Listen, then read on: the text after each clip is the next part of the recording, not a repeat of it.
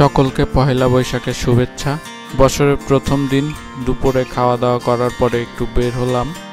পয়লা বৈশাখটাকে উদযাপন করার জন্য সচরাচর প্রথাগত ঘোরাঘুরি বাদ দিয়ে আজকে একটু নির্জন জায়গায় যাব, যেখানে প্রকৃতির ভিতরে থেকেই পয়লা বৈশাখটাকে উপভোগ করা যায়।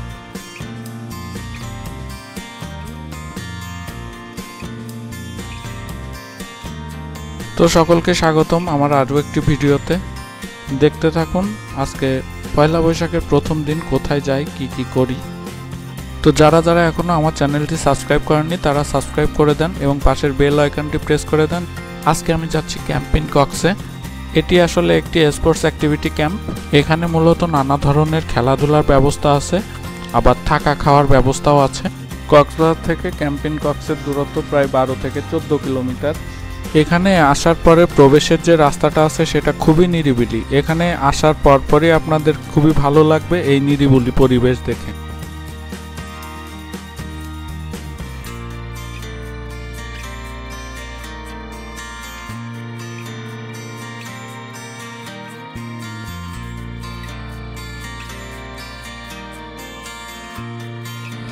আমরা এই ক্যাম্পের ভিতরে অলরেডি প্রবেশ করেছি। এখানে পরিবেশটা খুবই নির্জনতাও যে কত সুন্দর হতে পারে তা এখানে আসলে বোঝা যাবে। আমি মূলত এখানে থাকবো না, আমি এই ক্যাম্পের ভিতর দিয়ে চলে যাব সোজা বিচের কাছে, কারণ বিচের সাইডটা আরও বেশি নিরিবিলি।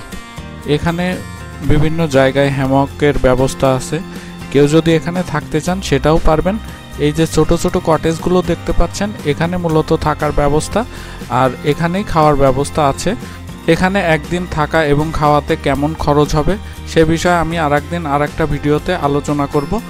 আজকে নিজেদের মতো একটু সময় উপভোগ করব বিধায় এই সকল বিষয় নিয়ে কোনো আলোচনা করব না। ক্যাম্পের ভিতর দিয়ে আস্তে আস্তে চোখে পড়লো একটি সুন্দর দোকান, যেখানে চা কফি থেকে শুরু করে নানা রকম জিনিস পাওয়া যায়।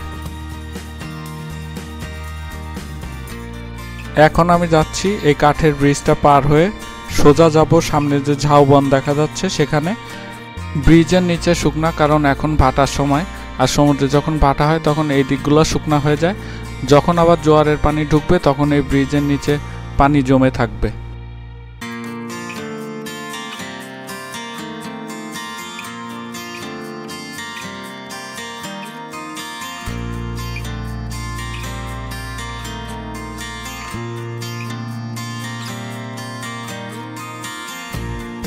যেহেতু এখন ভাটার সময়, তাহলে এখানে শুকনা, আর এই শুকনা মাটিতে দেখা যাচ্ছে ছোট ছোট কাঁকড়া, যেগুলো মানুষের পায়ের শব্দ পেলেই নিজেদের গর্তে ঢুকে যায়।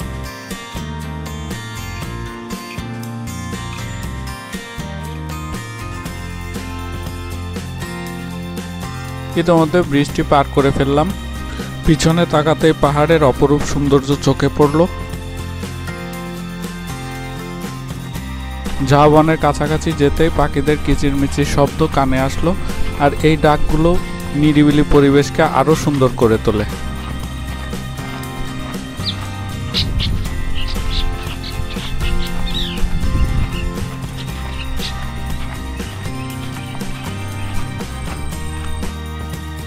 বড় বড় ঝাউ গাছে ঘেরা বনের ভিতর দিয়ে হেঁটে যাচ্ছি। এই ঝাউবন পার করলেই কাঙ্ক্ষিত সেই সমুদ্র। আপনাদের হয়তো মনে হতে পারে এত নিরিবিলি জায়গায় কোনো ধরনের বিপদ আপদ হয় কিনা, কিন্তু আসলে এই ধরনের কোনো সম্ভাবনা এখানে নেই। এটা পুরো একটি সেফ জোন।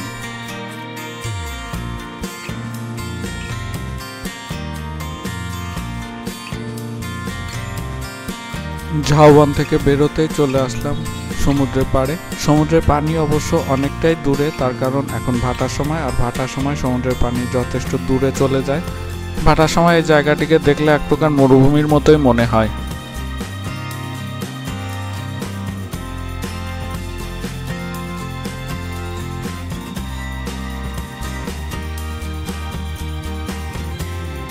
বালিতে এই যে নকশাগুলি দেখতে পাচ্ছেন, এটি আসলে কোনো মানুষের তৈরি না। সামুদ্রিক ছোট ছোট শামুক এবং ছোট ছোট কাঁকড়ার দ্বারা এই সকল নকশাগুলো তৈরি হয়ে থাকে। যেখানে মানুষের পদচারণা পড়ে না, ছোট ছোট প্রাণী সেখানে পরিবেশকে তাদের আপন মনে সাজিয়ে রাখে। এই সকল কারুকাজ দেখে মনে হচ্ছে প্রকৃতি যেন তার আপন মনে পহেলা বৈশাখকে বরণ করে নিয়েছে। সমুদ্রে ভেসে আসা ছোট ছোট ঝিনুকের কারুকার্য আপনার মনকে আরও আকৃষ্ট করবে। যদি কখনো সমুদ্রের পাশে আসেন এরকম নিরিবিলি নির্জন জায়গায়, এই সকল ঝিনুকগুলো কুড়াতে সংগ্রহ করতে ভুল করবেন না। সমুদ্র তো সঙ্গে করে নিয়ে যেতে পারবেন না, কিন্তু এই ছোট ছোট জিনিসগুলো স্মৃতি হিসাবে আপনার কাছে দীর্ঘদিন থেকে যাবে।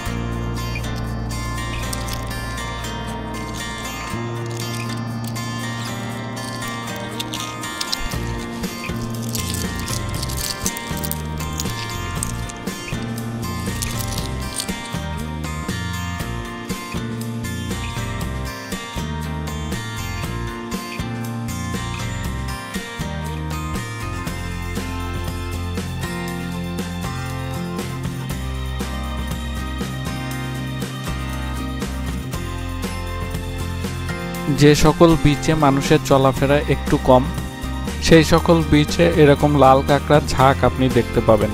আমি পুরো কাঁকড়ার ঝাঁকটি ভিডিও করতে পারিনি, তার কারণ মানুষের পায়ের শব্দ পেলেই তারা তাদের নিজেদের গর্তে ঢুকে যায়।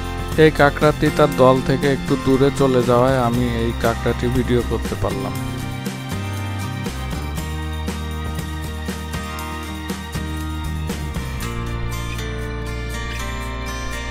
এই ছোট পাখিটি বালির ভিতরে গর্ত করে তার ভিতরে বসে থাকে, আর বালি থেকে এরা খাবার সংগ্রহ করে। আমার পদচারণা পেয়েই সে আস্তে আস্তে আমার থেকে দূরে যাওয়ার চেষ্টা করছে।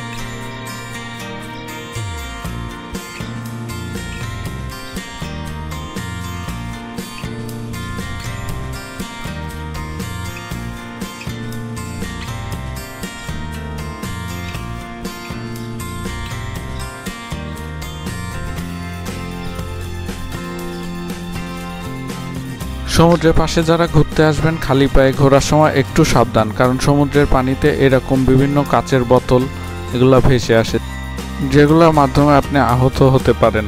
আর এই দোষ কিন্তু প্রকৃতিকে দিলে হবে না, এই দোষগুলো আমাদের মতো মানুষেরই। আমরা পরিবেশকে রক্ষা করতে পারি না।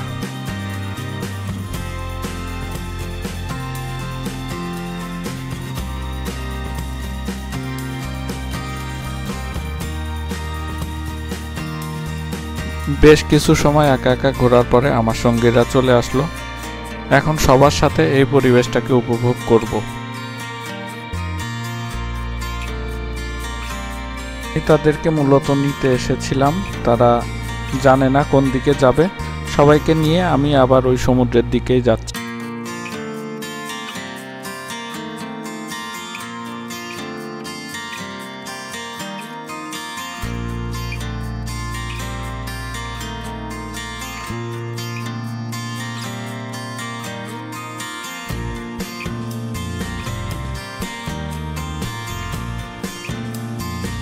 রিপাদি আসলে পশু পাখির উপরে একটু বেশি যত্নশীল, যে কারণে সে যেখানেই যায় এরকম পশু পাখিও তাকে আপন করে নেয়।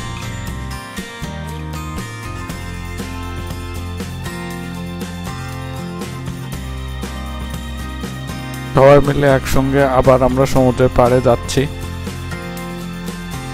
আজকে পয়লা বৈশাখ, তাই দিদিরা সবাই প্ল্যান করে একই সঙ্গে শাড়ি পরে এসেছে। আমাদেরকে অবশ্য পাঞ্জাবি পরে আসার কথা বলেছিল, কিন্তু আমরা পরিনি। বলেছিলাম রিপাদি একটু পশুপ্রেমী, তাই পশু পাখিও তার পিছন ছাড়ছে না, কুকুর দুটি তার পিছন পিছনই আসছে। আমার মতো রিপাদিও এসে ঝিনুকগুলো কোড়াতে শুরু করেছে, সেগুলো বাসায় নিয়ে যাবে বলে।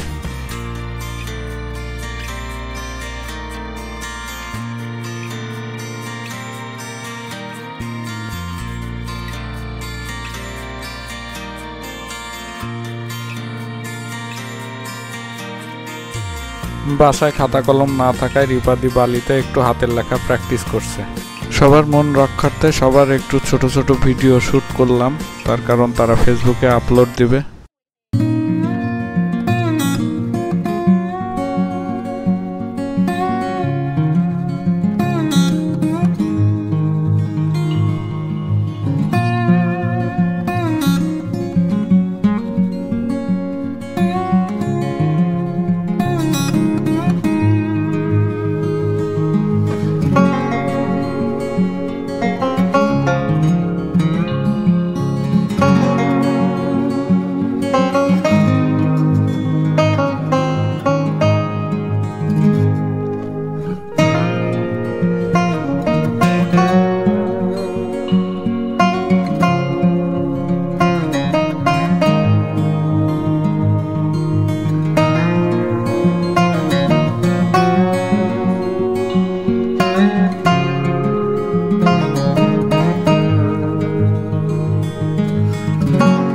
যাই হোক, পুরো বিকালটাই আমরা এখানে পার করলাম। এখন বাসায় ফেরার পালা। সবাই মিলে একসঙ্গে রওনা হলাম বাসার উদ্দেশ্যে।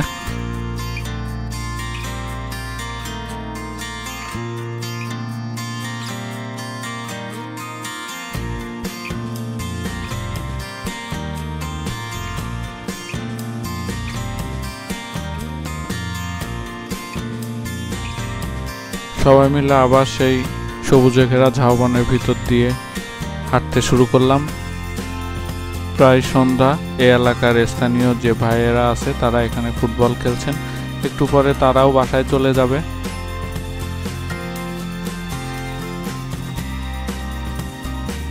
সেই কাঠের ব্রিজটা ধরে আবার আমরা ফিরছি আমাদের যার যার নিজ নিজ বাসস্থানে।